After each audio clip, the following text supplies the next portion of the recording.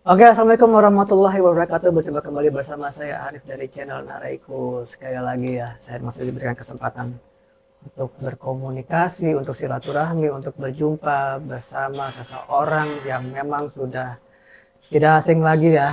Sudah bisa dibilang jam terbangnya itu udah Nggak ada. sampai keluar dari atmosfer. Bohong guys. Siapa lagi kalau bukan Master Sumartono Wahyudi? Cia, seorang K-popers, lemah simulators, komedian, stand up comedy, Dan sebagainya. dan sebagainya. Terutama seorang pemakan buah. Nah, untuk di konten kali ini masih di dunia perjaketan ya guys ya. Karena memang di jaket ini variasinya banyak sekali ya Master ya, banyak sekali. Dan terus tipe variasi jenis-jenisnya itu banyak sekali. Dan yang saat ini mau kita bahas, ini jaket saya apa jaket siapa ya? Tergantung aja.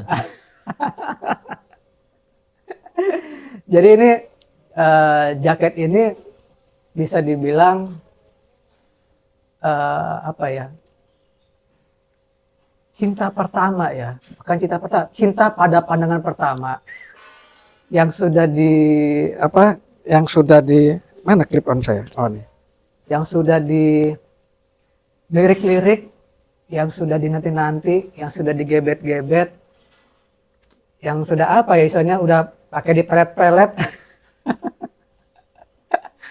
Pokoknya yang sudah dihunting-hunting selama kurang lebih 10 tahun ya. Iya. 10 tahun lah. Kurang Kalau lebih untuk 10 dapat tahun. yang seperti ini ya. Kalau dapat yang biasa aja bisa dapat gitu. Ya, jadi jaket jenis ini banyak yang jual ya. Banyak. Cuman yang temanya ini bisa full, yang lengkap ya. Dalam artian lengkap ya nanti hanya master yang bisa menjelaskan lah. Karena memang ini udah incarannya udah kurang lebih 10 tahun yang lalu ya. Jaketnya seperti apa dan itu jaket siapa? Sebenarnya ini jaket saya. Saya cuma pinjamkan ke master untuk meliterasikan. Jangan percaya, nggak bakal mungkin karena saya juga sendiri masih belajar. Ilmu saya itu nggak ada seujung kuku kelingking sama master ya.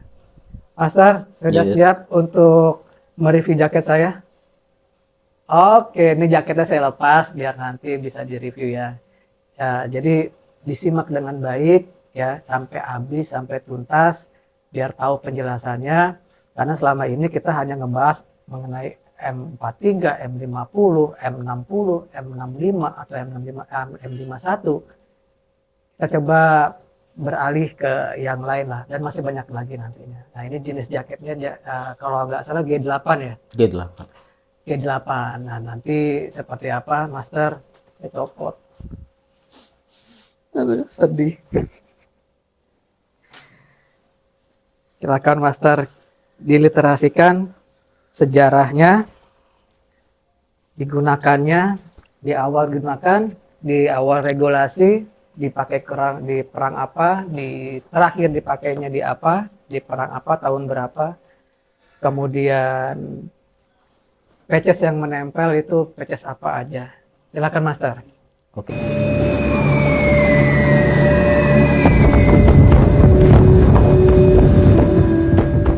Dalam sejarah penerbangan dan militer lainnya, seragam tidak bisa dipisahkan dari sejarah dan sangat menarik untuk diulas. Di video kali ini, saya akan membahas sejarah, awal mula, dan kebutuhan dari dunia penerbangan di era Perang Dunia Pertama, Kedua, Korea, dan Vietnam. Di dalam dunia penerbangan yang kita ketahui, bahwa seorang penerbang sangat krusial berada di atas ketinggian. Selain tekanan, gravitasi, juga hawa dingin akan dihadapi oleh semua penerbang pada zaman sebelum era pesawat jet sampai era pesawat jet. Jaket-jaket penerbangan yang perlu perlakuan khusus biasanya harus diproduksi dengan banyak sekali riset. Salah satu contohnya yaitu jaket bomber. Karena jenis ini yang biasa digunakan di ketinggian yang sangat tinggi sekali sekitar 25.000 kaki. Sekarang kita akan bahas mengenai macam-macam jaket dari tahun ke tahun sesuai dengan kebutuhan dan masukan dari pilot dengan berbagai macam keadaan dan kendala yang mereka hadapi di angkasa dan di darat juga untuk keseharian mereka yang biasa mereka pakai.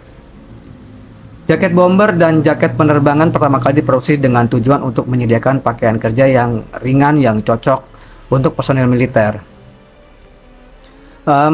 Mereka memiliki catatan garis waktu yang menunjukkan perubahan gaya dan modifikasi yang telah terjadi dalam desain mereka.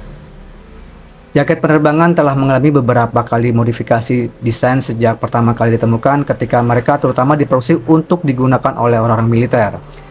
Hingga masa kontemporer di mana mereka sekarang memenuhi syarat untuk digunakan sebagai pakaian kasual atau fashion ya, yang keren untuk hampir semua orang. Di sini saya telah melakukan yang terbaik untuk membuat kompilasi dari beberapa jaket penerbangan terpenting yang pernah ada nih guys.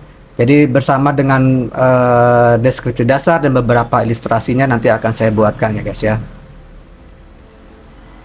Yang pertama adalah jaket A1 1927. Jaket A1 adalah jaket penerbangan yang pertama kali diproduksi. Diproduksi pada tahun 1927 oleh perusahaan pembuat yang berbeda-beda.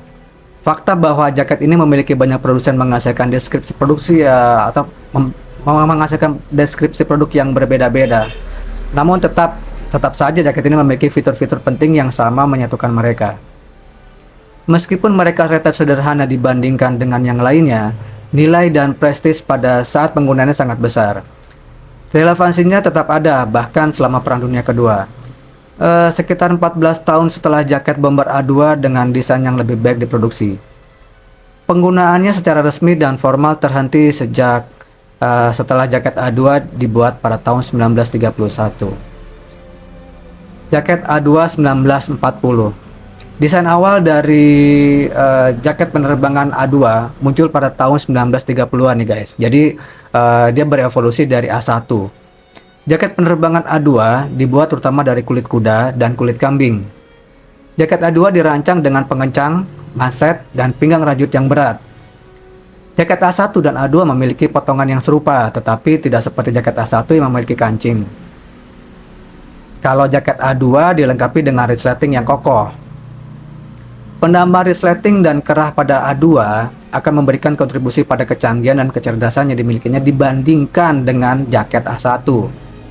A2 tetap populer sih guys hingga tahun 1943 ketika semakin sedikit orang yang menggunakannya.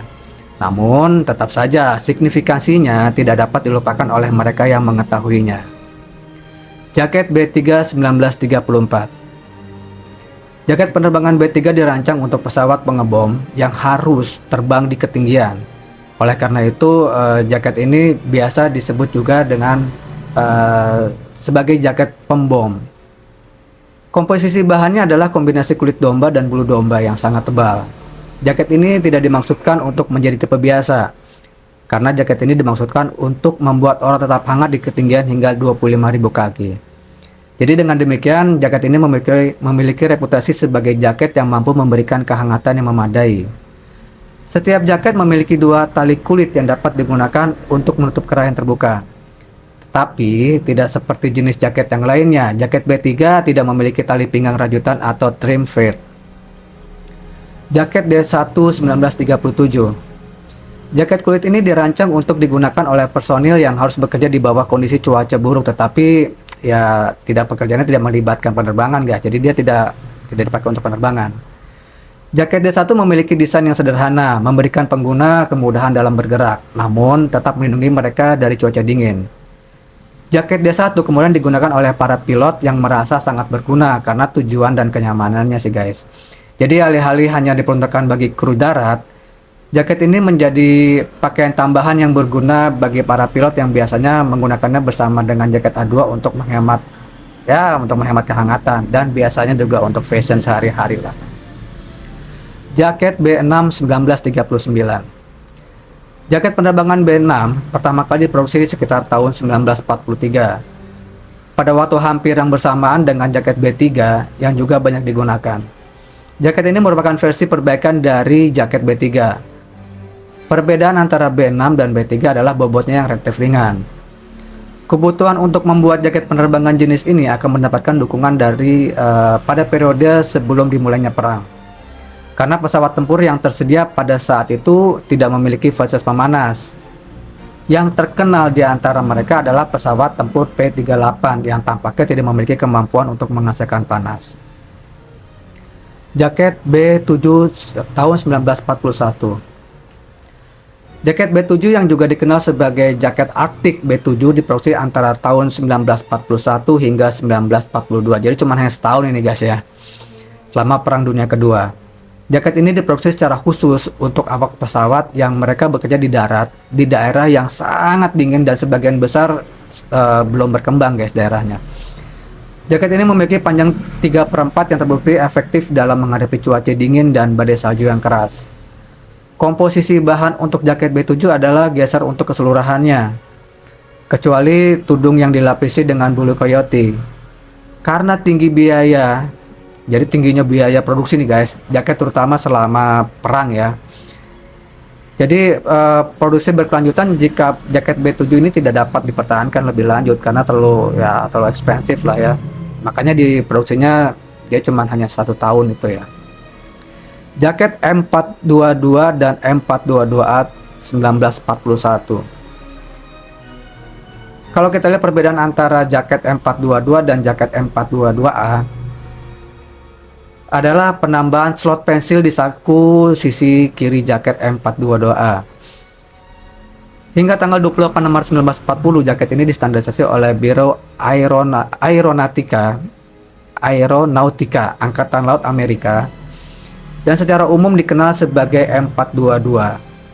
Versi M422A dari jaket ini resmi secara diakuinya pada tanggal 1 Oktober 1941.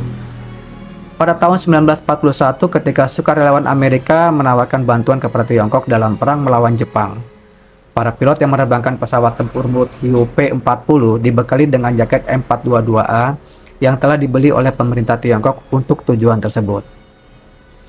Jaket G1. Jaket G1 adalah produk modifikasi dari jaket M422 nih guys. Jadi dari M422A ya. Jaket ini telah melalui serangkaian pengujian dan modifikasi standar yang berkelanjutan bahkan hingga masa kini. Namun demikian, jaket ini tetap mempertahankan desain dasar dan bahan produksi seperti kulit kambing, kulit domba moton, dan rajutan wool. Jaket M422A distandarisasi oleh Biro Penerbangan Angkatan Laut Amerika pada tanggal 1 Oktober 1941. Kemudian pada tahun 1947, desain dasar yang sama dengan beberapa modifikasi kecil menjadi standar dan disebut sebagai jaket G1. Jaket B10. Jaket B10 pertama kali diproduksi tahun 1943 dengan menggunakan bahan kain, tetapi dengan kerah dan lapisan terbuat dari bulu alpaka. Meskipun desainnya terlihat lebih elegan dan daripada sebelumnya, jaket B10 tampaknya tidak cocok dengan produk kulit domba yang dibuat sebelumnya nih guys. Jadi memang biasanya sebelumnya dipakainya itu kan selalu dengan kulit ya, bukan pakai digabung dengan bahan kain ya. Jadi dalam hal memberikan kehangatannya masih kurang maksimal ya. Jaket ini menyerupai jaket G1 dengan gaya saku yang sama dan resleting tanpa penutup angin. Jaket B15 1944. Jaket B15 distandarisasi pada tanggal 7 April 1944. Jaket ini hadir sebagai semacam alternatif untuk pakaian penerbangan yang terbuat dari kulit domba. Meskipun tetap mempertahankan beberapa bahan hewani yang digunakan untuk model sebelumnya, jaket ini memiliki berbagai komponen yang berbeda, termasuk kombinasi katun, rayon, dan nilon. Fitur baru pada jaket B15 yang sudah lama diadopsi, jadi sudah lama diadopsi nih ya, jadi fiturnya nih ya, adalah saku pena di lengan kiri atas jaket. Semua informasi ini saya dapatkan dari forum atau blog dari Avi Leather Denmark. Oke, dan sekarang kita bisa masuk ke dalam inti pembahasan dari yang nanti saya akan review jaketnya ya guys ya. yaitu jaket USN G8 WEP. Jadi jaket penerbangan G8 WEP dikeluarkan untuk pilot pesawat tempur Angkatan Laut Amerika dan Korps Marine Amerika dari tahun 1950-an hingga tahun 1970-an. Awalnya dirancang untuk dikenakan di bawah pakaian anti terpapar nih. Konstruksi nilonnya yang ringan membuat diadopsi sebagai pakaian kasual untuk pilot yang sedang tidak bertugas. Jadi dia bisa multifungsi ya. Jadi bisa untuk dipakai untuk pada saat dia merekam pesawat, tapi juga bisa untuk fashion, digunakan sehari-hari. Jadi ini menurut saya benar-benar pakaian penerbangan Amerika yang sangat langka nih guys, pada saat di era itu ya.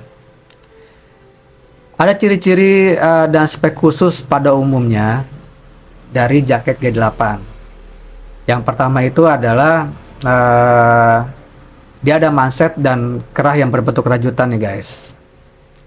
Terus kedua adalah bagian bahan luarnya dia yang terbuat dari bahan nilon. Terus yang ketiga terdapat dua saku depan yang besar ya, ada dua nih.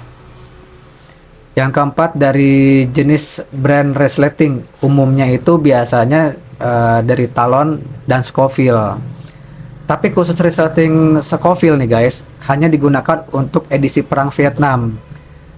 Jadi kalau misalkan kita ngeliat ada seperti contoh gambar ini ya, dia menggunakan zippernya atau resletingnya Scoville dari brand Scoville, itu memang dibuat khusus untuk di era perang Vietnam.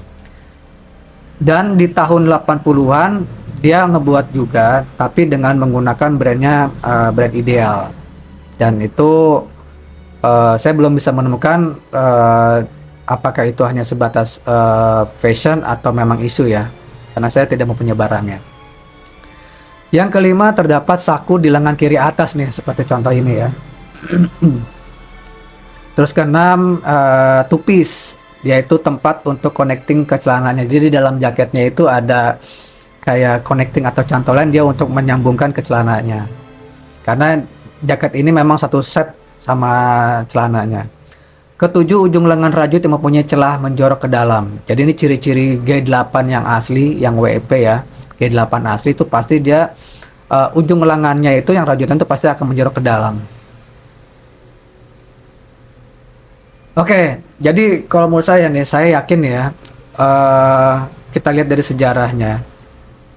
WEP, jadi kayak G8 WEP.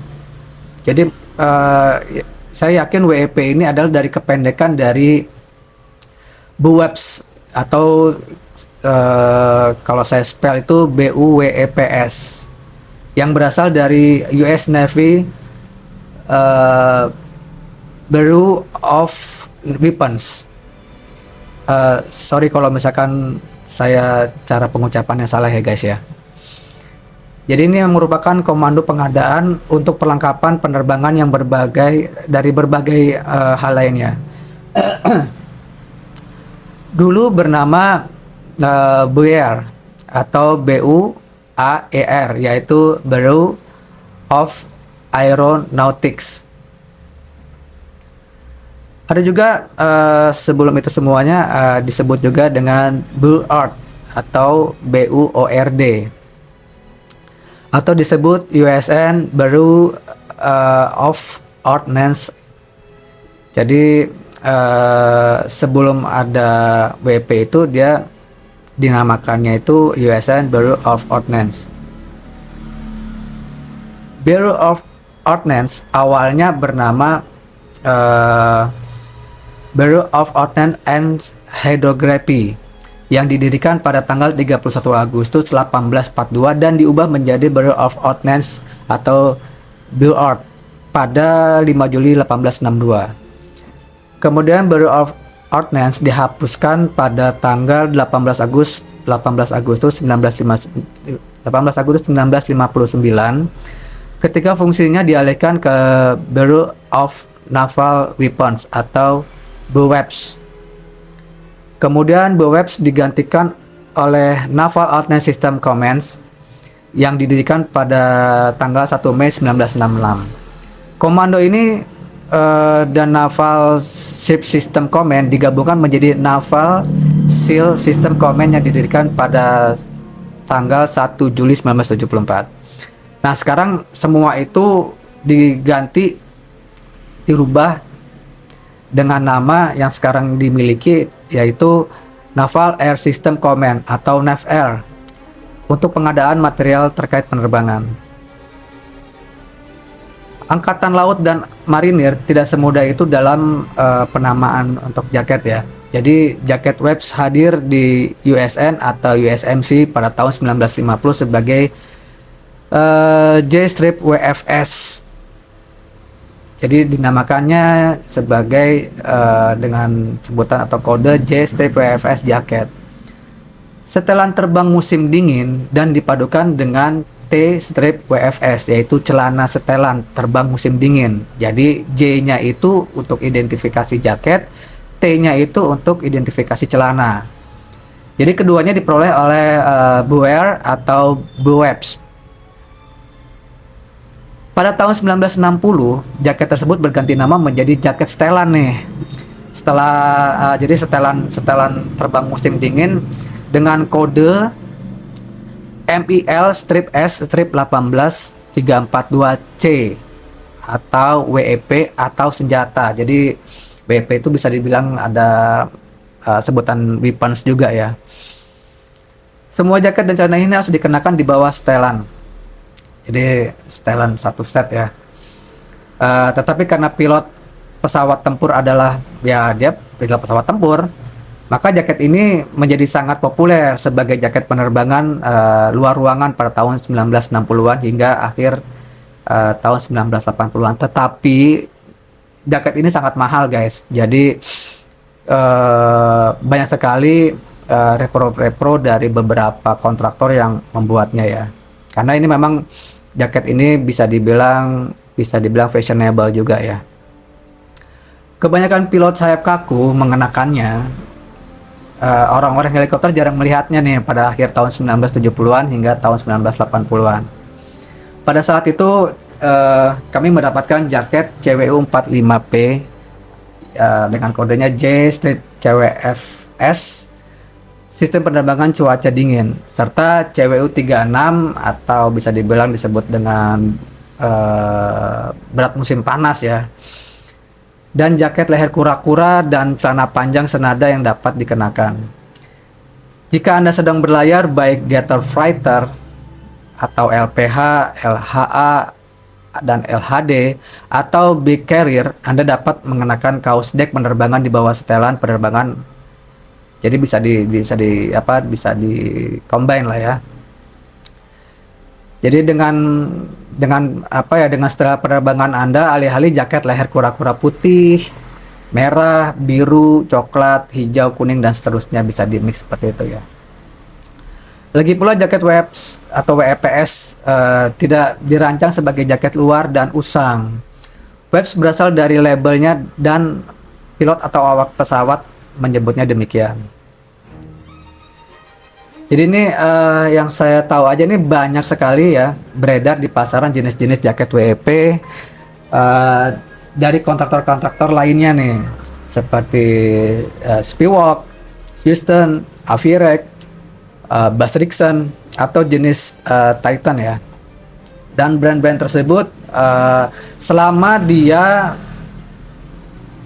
di dalam tag-nya itu memang tag yang dikeluarkan oleh military Amerika atau US Navy-nya itu masih bisa dikategorikan isu. Tapi kalau misalkan di dalam tag labelnya itu tidak ada dengan kode MILS 18342A, B, C atau D, itu kemungkinan dia fashion ya. Jadi hanya sebagai fashion aja. Karena tadi yang saya bilang ya bahwasannya begitu mahalnya jaket ini untuk dibeli, jadi banyak sekali reproduksinya supaya bisa dipakai untuk fashion.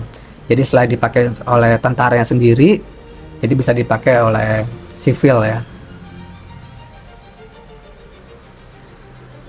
Jadi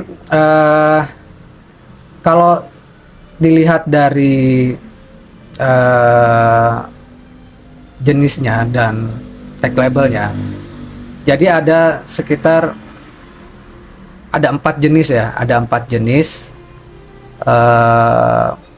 untuk menyatakan jaket itu isu atau fashion. Dan sisanya itu selain dari itu, dari tag label yang ada itu adalah fashion. Saya nggak tahu apakah itu Spivak atau Houston atau Avira atau Bass Rickson. Karena kalau kita tahu sendiri bahwasannya memang kayak brand-brand tersebut memang dia yang biasa untuk membuat barang-barang army, tapi belum tentu sebagai regulasi dari army itu sendiri ya, army Amerika khususnya. Oke, jadi kita masuk ke ciri-ciri keaslian jaket G8. Bisa dilihat dari kode MIL spec di tag labelnya di tahun pembuatannya. Adalah seperti ini nih guys. Jadi di tahun 1950-an, yaitu dengan kode MIL-S-18-342.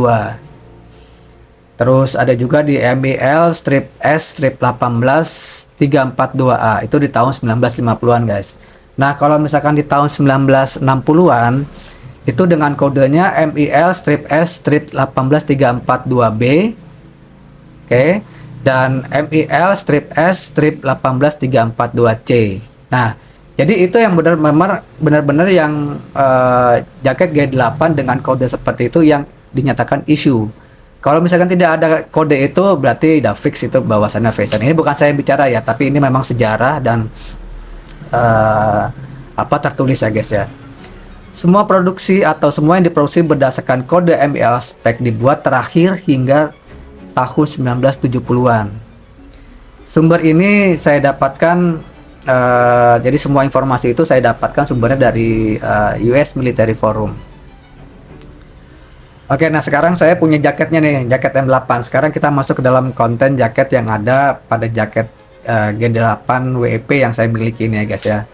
Jadi di dalam jaket G8 WEP yang saya miliki ini banyak sekali sejarahnya. Jadi saya akan coba menguraikan satu persatu ya, histori dan features apa saja yang ada di dalam jaket USN G8 WEP ini yang saya miliki. Mudah-mudahan tidak salah. Kalau misalkan memang ada yang salah, mohon bantu dikoreksi ya guys ya. Oke, kita sekarang mulai. Ini sejarah yang bisa saya terangkan ya dalam jaket G8 ini, bahwa jaket G8 ini khusus dibuat pada edisi Perang Vietnam. Contoh ciri-ciri umum yang biasa kita lihat secara visual atau kasat mata ya, yaitu resleting dari Scoville, bukan dari talon atau ideal, yang seperti tadi yang sudah saya jelaskan di awal-awal dari ciri-ciri G8 yang asli atau isu yang terdapat di resletingnya ya, dari merek Scoville atau dari talon, karena yang ideal kan dari tahun 80-an ya. Yang pertama adalah kita bahas mengenai patches bloodshed. Sejarahnya seperti ini guys. Jadi bloodshed adalah pemberitahuan yang dibawa oleh personil militer dan ditujukan kepada setiap warga sipil yang mungkin menemukan anggota angkatan bersenjata seperti pilot yang ditembak jatuh dalam kesulitan. Jadi kalau misalkan ada pesawat jatuh ya, terus ada ditemukan mayat atau jasad, atau ada tentaranya yang masih selamat, bisa diidentifikasikan lewat bloodshed yang biasanya ditanam atau dipasang di dalam jaket atau di luar jaket. Sejarahnya kemudian dari balon udara pertama mungkin dibuat di tahun 1793 ketika penerbang pertama atau balon udara Prancis yang bernama Jean-Pierre Blanchard yang mendemonstrasikan balon udaranya di Amerika Serikat. Karena ia tidak dapat mengendalikan arah balon, tidak seorang pun tahu di mana ia akan mendarat. Karena Blanchard tidak berbicara bahasa Inggris nih guys ya. Jadi inilah kesulitannya. George Washington menurut legenda memberinya surat yang mengatakan bahwa semua warga negara Amerika wajib membantunya kembali ke Philadelphia. Dalam Perang Dunia Pertama, pilot korps penerbangan kerajaan Inggris di India dan Mesopotamia membawa surat keterangan yang dicetak dalam 4 bahasa lokal yang menjanjikan hadiah bagi siapa saja yang dapat membawa penerbang Inggris yang tidak terluka kembali ke garis pertahanan Inggris. Perwira Inggris yang bernama John Masters mencatat dalam autobiografinya bahwa wanita veteran di provinsi perbatasan barat laut tahun 1901 sampai 1955, India Britania yang sekarang bernama Pakistan modern, selama perang Inggris Afghanistan akan memenggal kepala dan mengebiri tentara non-muslim yang ditangkap seperti orang Inggris di Sikh. Dalam perang Tiongkok-Jepang yang kedua, sebelum perang dunia kedua nih guys, pilot sukarelawan asing dari Flying Tigers membawa pemberitahuan yang dicetak dalam bahasa Tiongkok yang memberitahu penduduk setempat bahwa pilot asing ini bertempur untuk Tiongkok dan mereka berkewajiban untuk membantu mereka. Sebuah teks dari satu cheat darah atau blood cheat tersebut diterjemahkan sebagai berikut. Saya seorang penerbang Amerika. Pesawat saya hancur. Saya tidak bisa bicara bahasa Anda. Saya musuh Jepang. Tolong beri saya makan dan bawa saya ke pos militer sekutu terdekat. Anda akan diberi penghargaan. Pada nota PBB dari Perang Korea, tertulis dalam bahasa Jepang bahwa orang yang bekerja sama akan diberi penghargaan dan harus membantu demi keuntungan diri sendiri. Jadi seperti itu ya guys, sejarahnya tentang Patches Blatchet. Dan ini juga ada, kita balik lagi ke Angkatan Bersenjata Amerika mengenai Blatchet juga nih. Jadi kita sambungkan ke sejarahnya Amerika. Ketika Amerika secara resmi memasuki Perang Dunia Kedua pada bulan Desember 1941, perlengkapan bertahan hidup awak pesawat mencakup kartu bercak darah yang dicetak dalam 50 bahasa berbeda. Wow, sangat banyak ya. Yang menampilkan bendera Amerika dan menjanjikan hadiah bagi pilot yang berhasil kembali dengan selamat. Perlengkapan tersebut mungkin juga mencakup hadiah seperti koin emas, peta, dan jarum jahit. Banyak awak pesawat Amerika yang terbang di atas Asia menjahit kartu bercak darah, seperti contoh yang saya punya ini ya. Jadi mereka menjahit sendiri di bagian belakang jaket penerbangan mereka atau ada di dalam juga. Beberapa unit menambahkan kartu bercak darah ke pemakaian penerbangan awak pesawat, sementara unit lainnya hanya memberikan kartu bercak darah untuk penerbangan tertentu. Jadi ada yang taruh di luar, ada yang taruh di dalam ya. Kalau punya saya ini kan taruh di dalam. Saat ini kartu bercak darah merupakan produk dari Joint Personnel Recovery Agency. Barang-barang yang baru ini dikeluarkan pemerintah ini adalah selembar kecil bahan T-Fact dengan bendera Amerika dan pernyataan dalam beberapa bahasa yang merupakan bahwa Amerika akan memberi hadiah kepada siapapun yang membantu pembawa kartu bercak darah tersebut agar selamat. Kartu bercak darah merupakan janji tertulis dari pemerintah Amerika. Jenderal pensiunan Norman Schwarzkopf, saya ulang ya, namanya agak sulit nih, Schwarzkopf menceritakan bahwa Hakim Advokat Jenderal CENTCOM selama Perang Teluk meneruskan persetujuannya bagi pilot Amerika untuk membawa kartu bercak darah tersebut. Jadi seperti itu sejarahnya dari Patches Blatchet. Kemudian kita masuk ke Foreign Legion USS Midway Patches nih. Dahulu kala di belahan bumi lain nih guys, sebuah kapal induk legendaris Skuadron A6, seorang perwira Korea yang dikenal sebagai Jenderal Skotlandia, dan seorang KD Filipina bernama Eli atau Eli bergabung menjadi dasar dunia nyata dari sebuah buku yang akan terkenang dalam ingatan Anda untuk waktu yang lama. Sepotong sejarah yang tidak akan Anda temukan di buku sejarah manapun. Pada akhir Perang Dunia Kedua, para jenderal dan laksamana teratas yang akan menandatangani dokumen penyerahan penerbangan ke Leishima, sebuah pulau di utara Okinawa. Mereka dan delegasi Amerika menandatangani dokumen dan perang secara resmi berakhir. 10 hari kemudian mereka menandatangani dokumen dari, jadi ini masih ada kaitannya dengan perang Midway ya, kalau yang saya tahu ya. Jadi 10 hari kemudian mereka menandatangani dokumen lagi di Teluk Tokyo di kapal perang Missouri sebagai formalitas dan untuk sesi foto. Saya menghabiskan 2 minggu tinggal di Leishima sebagai petugas kontrol jangkauan dengan rekan skuadron pada tahun 1982. Kami melewatkan penerbangan, tetapi birnya dingin dan kami mengenakan celana pendek dan kaos panjang waktu. Pada tahun 1970-an dan 1980-an, Carrier Air Wing 5 yang bermarkas di Jepang dan berpangkalan di USS Midway merupakan satu-satunya sayap udara angkatan laut yang dikerahkan ke garis depan. Over the Horizon mengikuti VA Strip 115 Skuadron A6 yang merupakan ujung tombak di Pasifik Barat yang memberikan pukulan telak kapan saja dalam cuaca apa saja kepada musuh manapun.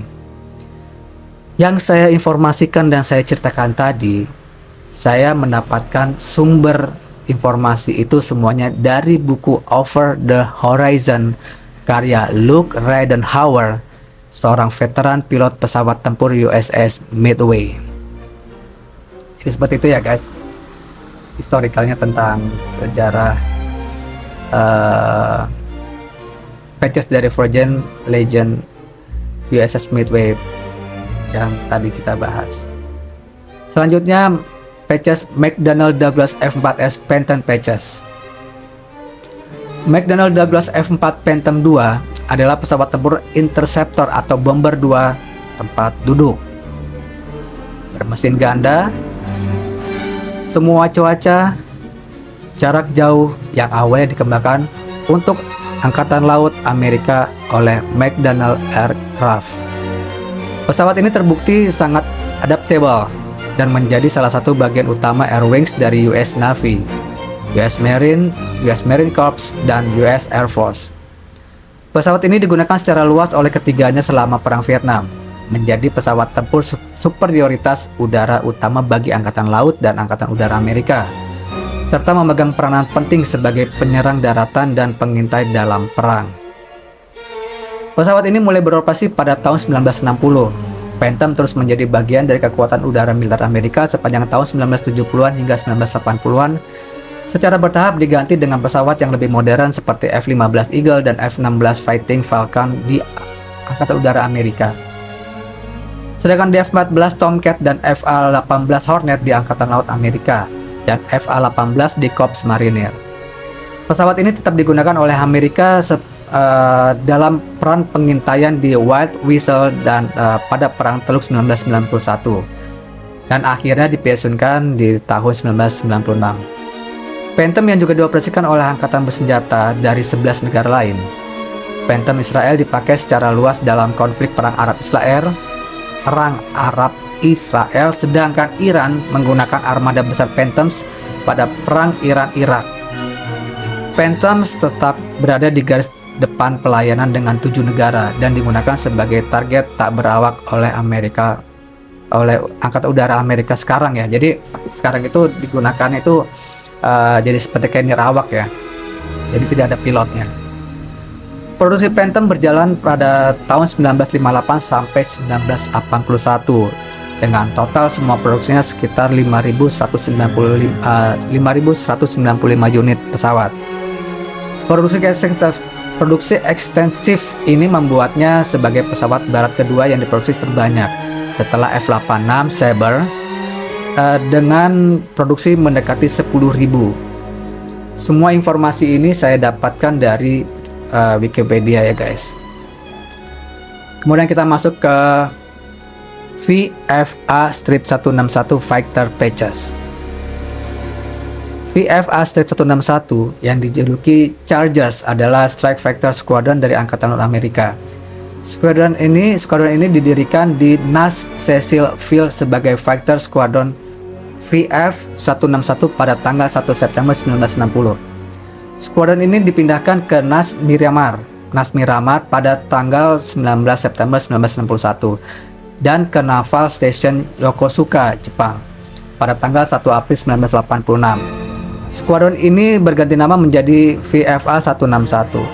Skuadron ini dibubarkan pada tanggal 1 April 1988. Sumber ini saya dapatkan dari Wikipedia. Kemudian kita masuk ke patches Last Phantom VF-161 Rock River patches. Jadi Last Phantom ini masih ada berkaitan dengan patches Chargers yang tadi ya guys. Jadi tidak akan mungkin dia mendapatkan Last Phantom kalau misalkan dia tidak mendapatkan atau dia masuk ke pelatihan atau pendidikan yang Chargers ini. Jadi tidak akan mungkin harus bypass. Jadi ini saya akan urutkan semuanya sesuai dengan urutannya. Jadi Last Phantom VF-161 ini juga, yang Rock Rifle ini juga dijuluki Charger juga. Jadi merupakan skuadron tempur serang Amerika, Angkatan Laut Amerika.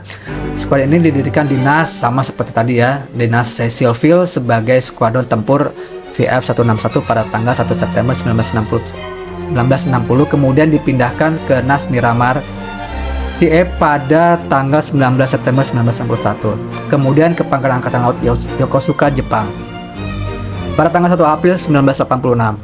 Skuadron ini berganti nama menjadi VFA-161, tetapi dibubarkan pada tanggal 1 April 1988. Ini adalah patch peringatan yang dibuat saat mereka beralih dari F4 Phantom ke FA-18 Hornet nih guys. Ya, jadi jaket ini adalah peringatan peralihan mereka.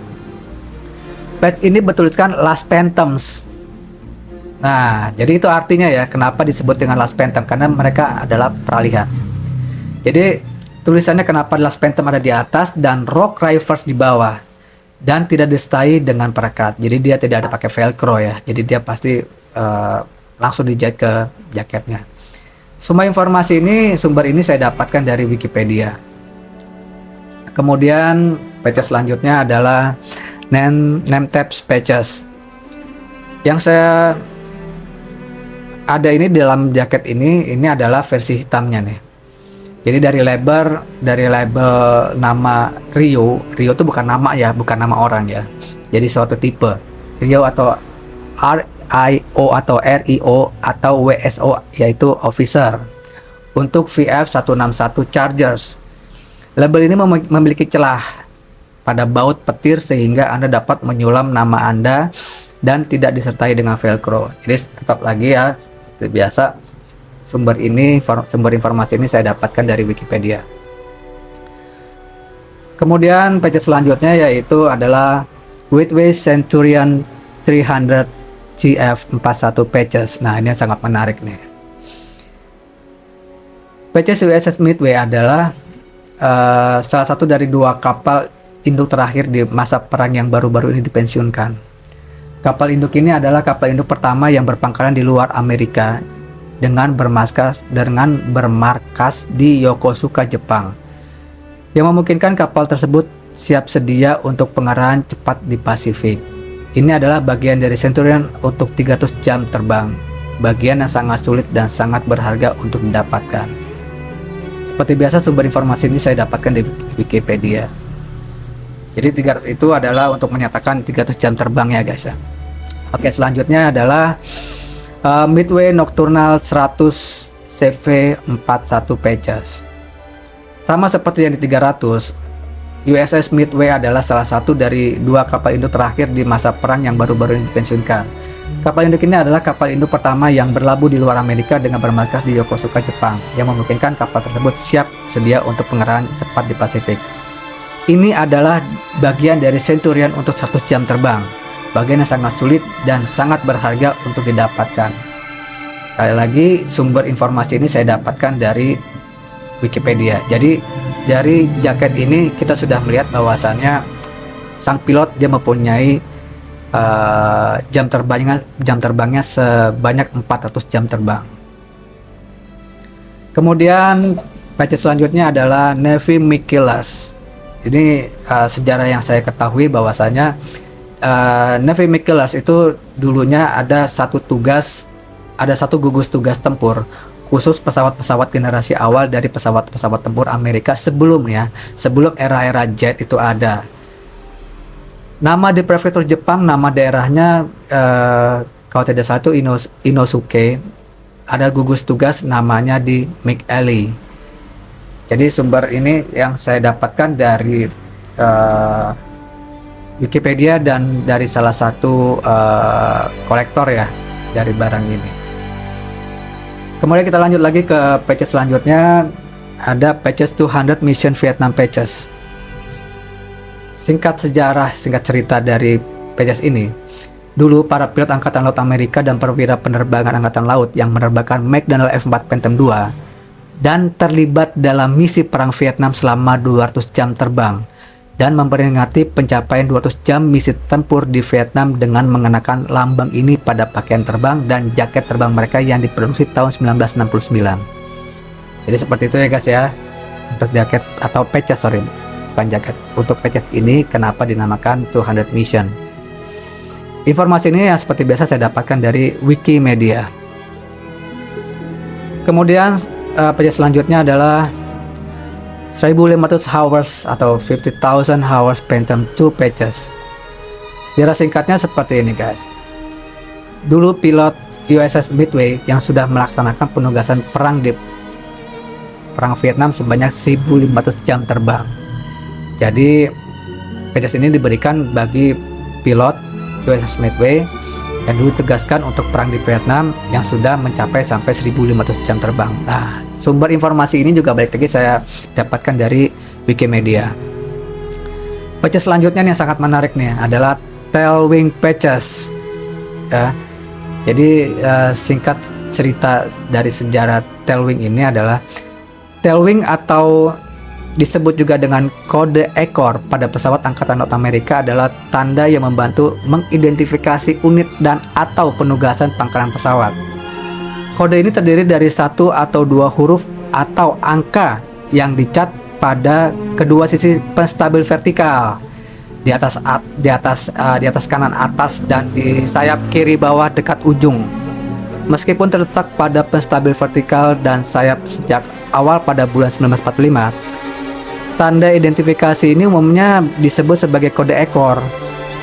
Penting untuk dicatat bahwa kedua ekor dimaksudkan untuk Jadi penting untuk dicatat bahwa kode ekor dimaksudkan untuk mengidentifikasi unit dan penugasannya nih guys.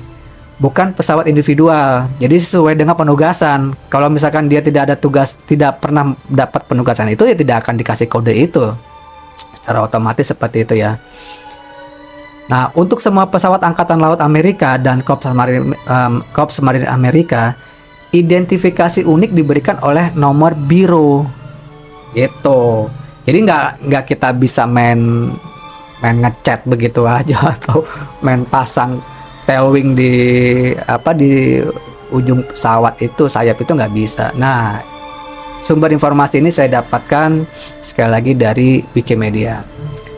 Oke guys, untuk selanjutnya saya akan memperlihatkan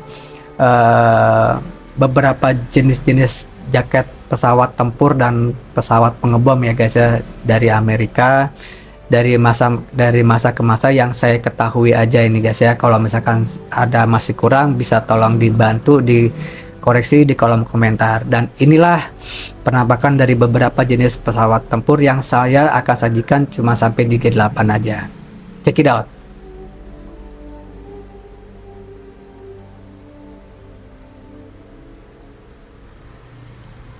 Nah, itulah guys. Jadi di kesempatan saya kali ini untuk membuat konten dalam membahas sejarah awal mulanya terciptanya US Flight Jacket, dan saya mereview dari jaket saya yaitu USNG 8WP. Jadi seperti itu ringkasannya, sejarahnya, awal mulanya yang bisa saya sampaikan atau saya bisa narasikan atau bisa saya literasikan ke teman-teman sahabat Army lover semuanya. Kalau misalkan ada yang kurang, ada yang perlu tambahkan, bisa tolong dibantu saya untuk dikoreksi di kolom komentar, yang bisa nanti buat nextnya saya bisa akan perbaiki. Semoga video saya kali ini bisa menjadi referensi ya guys ya, bisa menjadi tambah wawasan, informasi, juga menambah ilmu, dan yang pasti bermanfaat untuk kita semua ya guys ya. Terima kasih sudah menyaksikan video saya kali ini. Semoga kalian semuanya senang, kalian semuanya bisa memiliki jaket G8 ini dan jaket-jaket flight bomber atau jaket penerbang lainnya. Terima kasih, sampai jumpa di video saya selanjutnya, di review-review saya selanjutnya. Terima kasih. Assalamualaikum warahmatullahi wabarakatuh. Selestarikan sejarah. Bye.